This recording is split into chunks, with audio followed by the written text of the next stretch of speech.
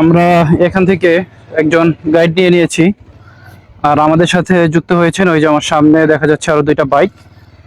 তো আমরা কিন্তু এই বাইকে এই যে পবন বড়ুয়া দাদাকে নিয়েছি, আর সাথে আমার ফ্রেন্ড, টোটাল আমরা 3 জন।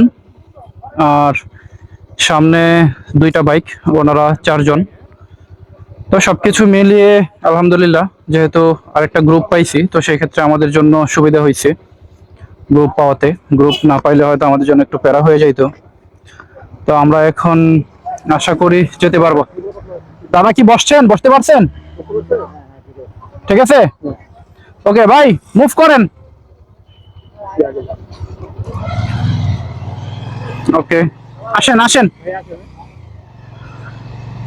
ওকে, তাহলে আমাদের সবকিছু ঠিকঠাক হয়ে গেল। এখানে একটা তেলের দোকান আছে, তেল বিক্রি করে, ওদের এখান থেকে গাইড নিয়ে নেবেন তাহলে সবচেয়ে ভালো হবে আর কি। যদি গাইড আগে থেকে না নেন তাহলে সেই রুমা বাজার গিয়ে আবার ওখান থেকে ব্যাক করতে হবে। তো আজকে আমার এই বাইকে 3 জন, আমরা 3 জন, আমরা 2 জন আর সাথে একজন গাইড পবন বড়ুয়া দাদা, ওনাকে নিয়ে যাচ্ছি বগালের সবচেয়ে উঁচু জায়গা। তো এখানে এখানে আসলে 2 জন নিয়ে উঠবো সেটা নিয়ে চিন্তিত ছিলাম, এখন 3 জন, দেখা যাক আল্লাহ ভরসা কি হয়। তো আমরা এখান থেকে আমাদের যেই কাগজ আছে, আমাদের যে পেপারে আমরা সবকিছু এন্ট্রি করছি, সেই এন্ট্রি পেপারটা এখান থেকে ফটোকপি করে নিব। হ্যাঁ হ্যাঁ হয়েছে, হ্যাঁ হ্যাঁ গ্রুপ আছে পেছনে।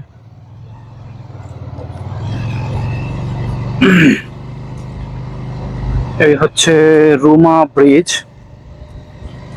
মুসলিম ঐক্য পরিষদ, রুমা, বান্দরবান পার্বত্য জেলা।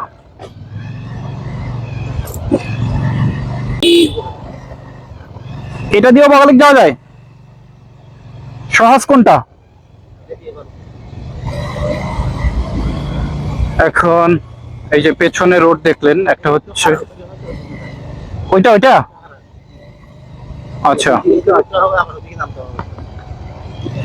আচ্ছা, এইখানে রোড দুইটা আছে, একটা হচ্ছে হাতের বামে, একটা হচ্ছে ডানে। বামেরটা একটু বেশি খাড়া, এই জন্য আমরা ওইটা অ্যাভয়েড করেছি। আমাদের যিনি গাইড আছে প্রবণ দাদা, উনি বললো যে এটা দিয়ে যাওয়ার জন্য, এটা দিয়ে একটু সহজ হয়, আর বামেরটা দিয়ে একটু বেশি কঠিন, বেশি খারাপ বামেরটা, এই জন্য আমরা এই ডান পাশেরটা দিয়ে যাচ্ছি। আমাদের পেছনে কিন্তু আরো দুইটা গাড়ি রয়েছে। দাদা কোন দিকে? ও আচ্ছা, ওই রোডটা এখানে এসে মিলছে না?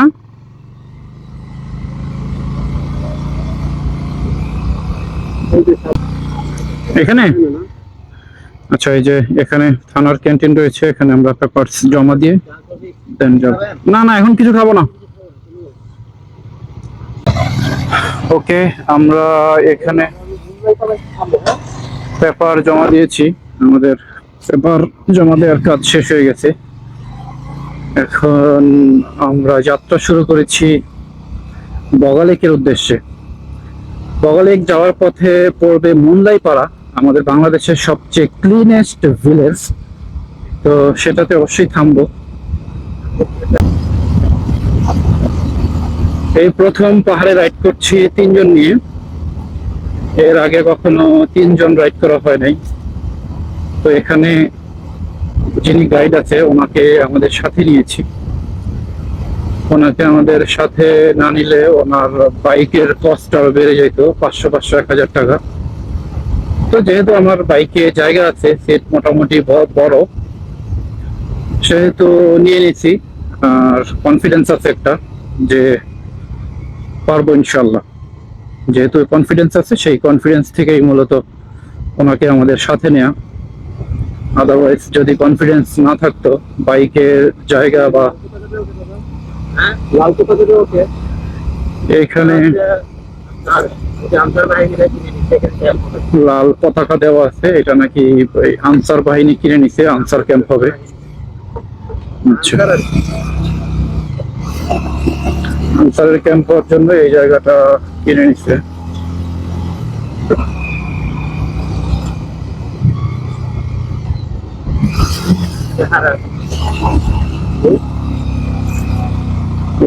যে খাড়া পাহাড় শুরু হয়ে গেছে।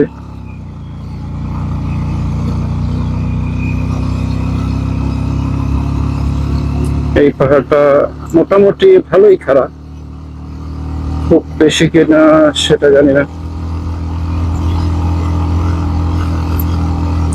বাকিটা উঠার পর দেখতে হবে। আমার বাইকে উঠতে একটু কষ্টই হচ্ছে।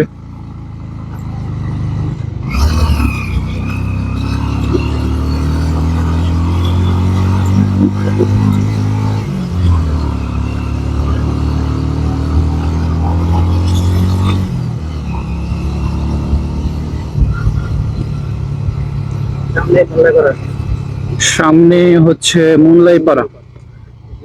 আস্তে আস্তে দেখে দেখে যান, একদম উপরে গিয়ে মাথায় একটা দোকান আছে, ওখানে গিয়ে বসো তুমি জোরে। ওকে, ওয়েলকাম টু মুনলাই পাড়া, বাংলাদেশের সবচেয়ে ক্লিনেস্ট ভিলেজ মুনলাই পাড়া। এখানে যে উপরে একটা চায়ের দোকান আছে, দাদা বললো এখানে আমরা একটু বসবো, চা খাবো। প্যারা হয় না, বাট আমার উঠতে একটু প্যারা হয়ে যায়।